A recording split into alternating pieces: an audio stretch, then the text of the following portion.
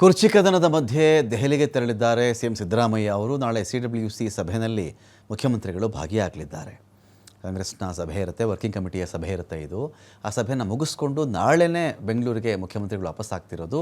ಕೆಲ ದಿನಗಳ ಹಿಂದಷ್ಟೇ CWC ಸಭೆಗೆ ಆಹ್ವಾನ ಬಂದಿಲ್ಲ ಅಂಥೇಳಿ ಮುಖ್ಯಮಂತ್ರಿ ಹೇಳಿದರು. ನಾನು ಕರೆದಿಲ್ಲಪ್ಪ, ಕರೆದ್ರೆ ನೋಡೋಣ ಅಂತ ಅವರ ಮಾತು ಯಾವಾಗಲೂ ಕೂಡ. ಈಗ ಕರೆ ಬಂದಿದೆ ಅವರಿಗೆ, ಅವರು ಕೂಡ ಹೊರಟಿದ್ದಾರೆ.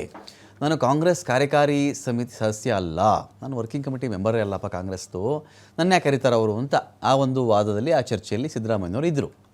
ಇದೀಗ CWC ಸದಸ್ಯರಲ್ಲದೇ ಇದ್ದರೂ 3 ರಾಜ್ಯಗಳ ಮುಖ್ಯಮಂತ್ರಿಗಳಿಗೆ ಕಾಂಗ್ರೆಸ್ನ ಹೈಕಮಾಂಡ್ ಕಡೆಯಿಂದ ಆಹ್ವಾನ ಬಂದಿದೆ.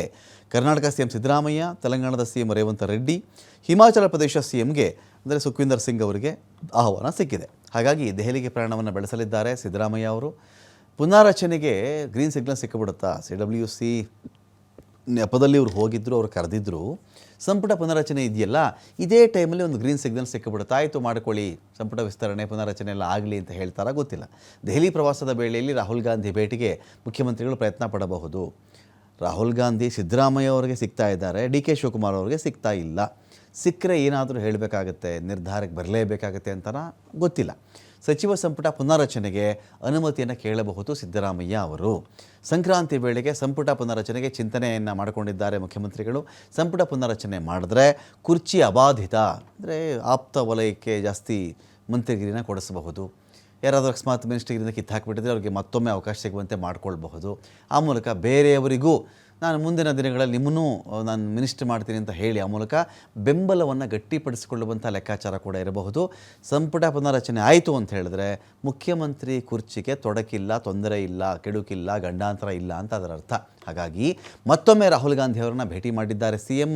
ಪುನರಚನೆಯ ಬಗ್ಗೆ ಚರ್ಚೆ ಮಾಡಿ ಗ್ರೀನ್ ಸಿಗ್ನಲ್ ಪಡೆದುಕೊಳ್ಳಬೇಕು ಅಂತ ನಿರ್ಧಾರ ಮಾಡಿದ್ದಾರೆ.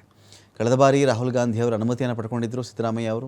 ಆದರೆ AICC ಅಧ್ಯಕ್ಷ ಮಲ್ಲಿಕಾರ್ಜುನ ಖರ್ಗೆ ಅವರು ಇಡೀ ಲಿಸ್ಟನ್ನ ಒಂಥರ ಹೋಲ್ಡಲ್ಲಿ ಇಟ್ಟಿದ್ರು ಅವರು. ಸೊ ಈಗೇನಾಗುತ್ತೆ ವೆಯ್ಟ್ ಮಾಡಬೇಕು. CWC ಮೀಟಿಂಗ್ ಇದೆ, ನಾಳೆ ಅಂತೂ CWC ಮೀಟಿಂಗ್ ಇದೆ. ಬಹುಶಃ ನಂಗೆ ತಿಳಿದಿರುವಂತೆ ಎಲ್ಲ ನಮ್ಮ ಕಾಂಗ್ರೆಸ್ ಪಕ್ಷದ 3 ರಾಜ್ಯದ ಮುಖ್ಯಮಂತ್ರಿಯವರಿಗೆ ಆಹ್ವಾನಿಸಿದ್ದಾರೆ.